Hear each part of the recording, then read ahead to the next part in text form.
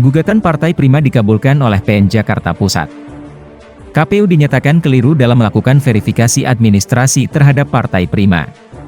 Yang menjadi janggal dan patut dicurigai adalah Majelis Hakim dalam amar putusannya menyatakan, melaksanakan tahapan pemilu dari awal lebih kurang 2 tahun 4 bulan 7 hari, artinya pemilu ditunda hingga Juli 2025. Putusan tersebut dinilai melampaui batas kewenangan. 5 kekacauan dari putusan perkara 0757 PDT G 2022 PN Jakarta Pusat tersebut adalah: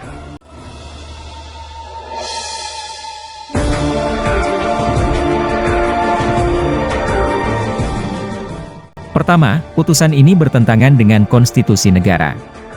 UUD 1945 pasal 22E ayat 1 menegaskan bahwa pemilu itu dilakukan 5 tahun sekali. Dengan menunda hingga Juli 2025 maka majelis telah menetapkan pemilu itu lebih dari 5 tahun.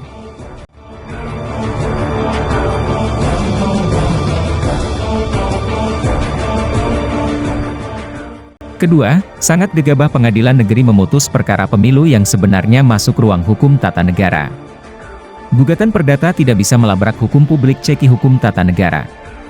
Kompetensi ada pada Bawaslu atau Peradilan Tata Usaha Negara.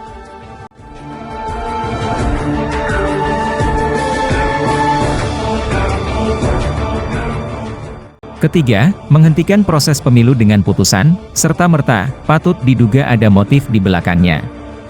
Tidak ada kepentingan dan alasan adanya putusan serta-merta, with forba arbij fora act. Justru hal ini sangat berbahaya karena dapat menciptakan ketidakpastian hukum.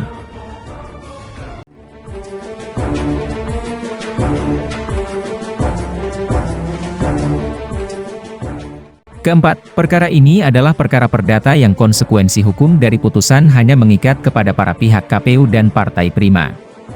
Tidak bisa perkara perdata membawa akibat hukum pada semua partai politik peserta pemilu. Pihak lain tidak boleh dirugikan.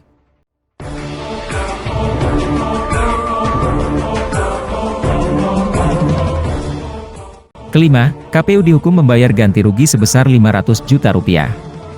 Benarkah telah dibuktikan adanya kerugian material dari Partai Prima sebesar itu?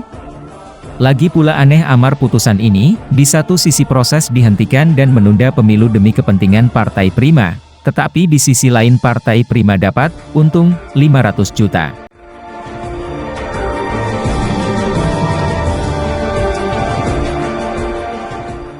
Memang berlebihan dan di luar kewenangan pengadilan negeri untuk memutuskan perkara sengketa seperti ini.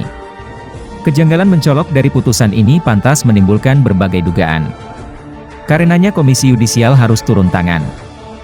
3 hakim yang mengadili perkara ini yaitu T. Oyong, Ketua, dan 2 hakim anggota H. Bakri dan Domingus Silaban patut untuk diperiksa oleh Komisi Yudisial.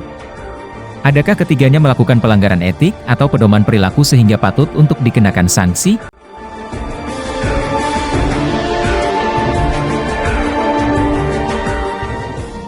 Aspek lain adalah majelis hakim yang tidak menggali nilai-nilai yang hidup dalam masyarakat.